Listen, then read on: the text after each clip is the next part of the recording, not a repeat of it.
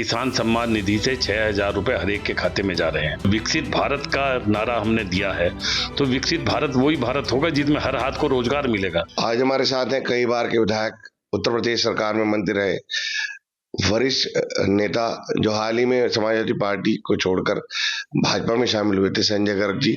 सबसे पहले तो आपका स्वागत है। नमस्कार। नमस्कार।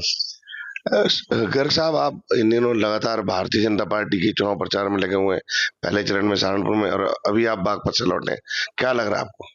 देखिए, लोगों ने अपना मन बना रखा है कि किस तरह से माननीय मोदी जी के सपने को जो विकसित भारत का है उसे साकार करने का काम किया जा सके। और मेरा मानना है कि जो जिस टारगेट को लेकर भारतीय जनता पार्टी चल रही है, निश्चित रूप से 80 की 80 सीटें भारतीय जनता पार्टी जीतने का काम करेगी।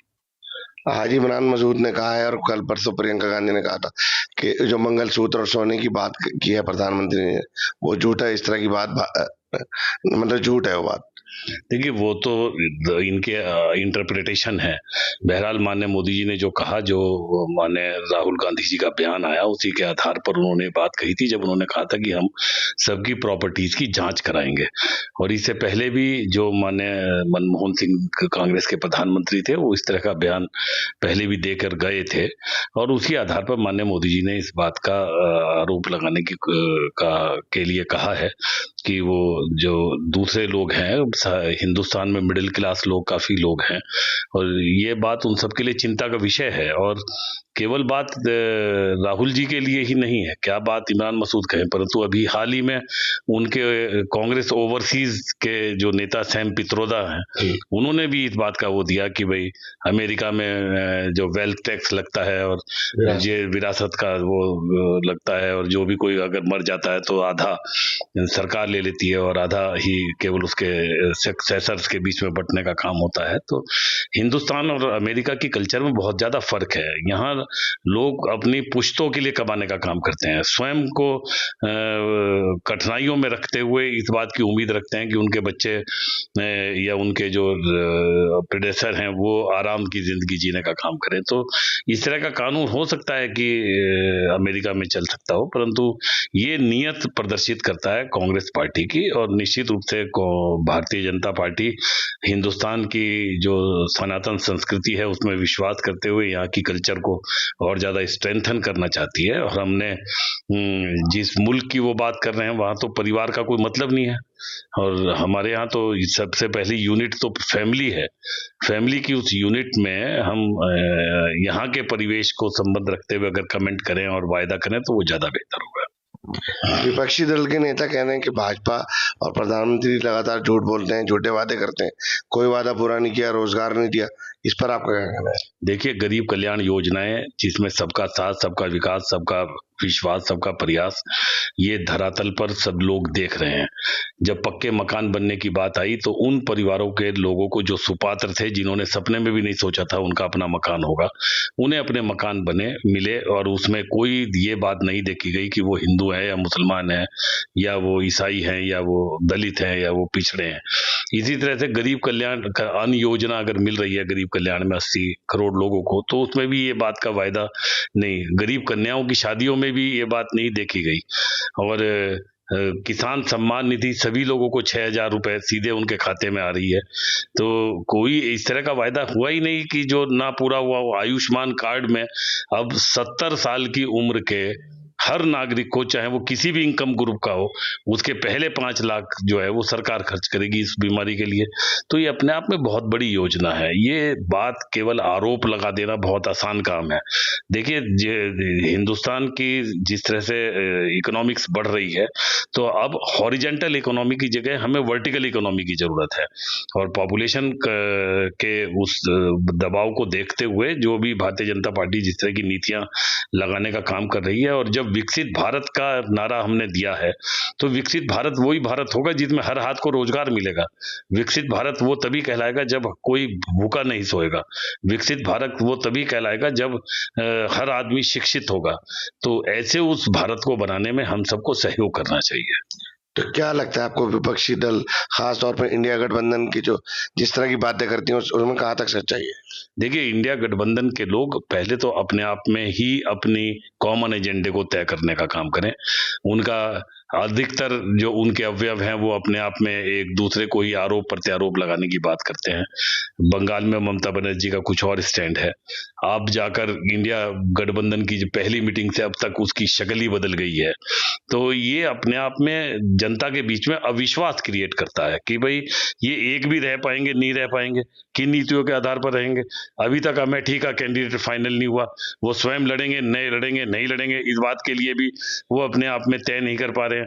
आखिर में आज कन्नौज में कल उन्होंने डिक्लेयर करा, आज नामांकन किया माननीय अखिलेश जी ने। तो ये तमाम चीजें हैं जो जनता देख रही है और जनता इन सब चीजों को देखकर अपना मन बनाने का काम कर रही है कि इनमें एक रूपता की कहीं ना कहीं कमी है। एक व्यक्ति केवल पीडीए की बात करता है, एक व्यक्ति केवल जातिवार जनगणना की बात करता है।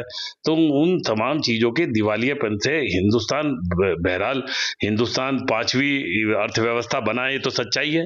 हिंदुस्तान के जो विदेश नीति में हिंदुस्तान का जो आज सम्मान बढ़ा है, ये भी एक सच्चाई है।